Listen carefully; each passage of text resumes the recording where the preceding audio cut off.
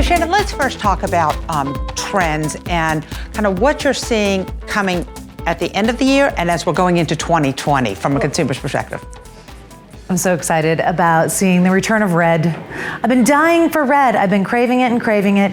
And so I use this Geary red in this room. It's sort of a really earthbound, very earthy red, and I'm seeing that emerge, so I'm really excited about that. I also still see mixed metals. I'm really still happy with mixed metals. So I see brass with antique brass, with chrome, I mean, everything all together. So that's so fun. I feel like it's almost an anything goes moment. And overscale. I'm still super into overscale, and I think that it's trending harder than ever right now. For someone who might have a smaller space, how do you use overscale in a small space? Overscale is about the vignette it's in, or the composition that it's in. So if you make a little whimsical scale moment, usually a whimsical scale moment doesn't work if it's small. You really have to be a master to do that. But doing an overscale thing in a vignette that exists is how to do it. So in this room, for instance, I have 2 bookcases and my lamp is taller than the bookcases. That's an unexpected surprise, and you don't see that a lot. So it gives it a little bit of whimsy and like a little bit of an edge.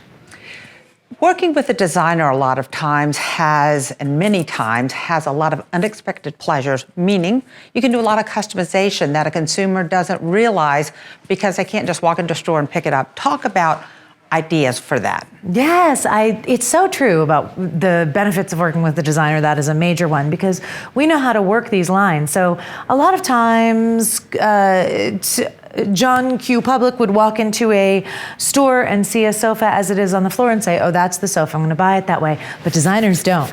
We say, oh, how is that made? Okay, well, the arm is one piece and the back is one piece and the cushions are different pieces. So each piece of that could be customized. So it's almost endless the amount of decisions that you can put into one piece, especially working with the designer, because we know how to do it and coordinate it so it's not busy and it's not scary. It's balanced and gorgeous and it elevates the space. It's something special.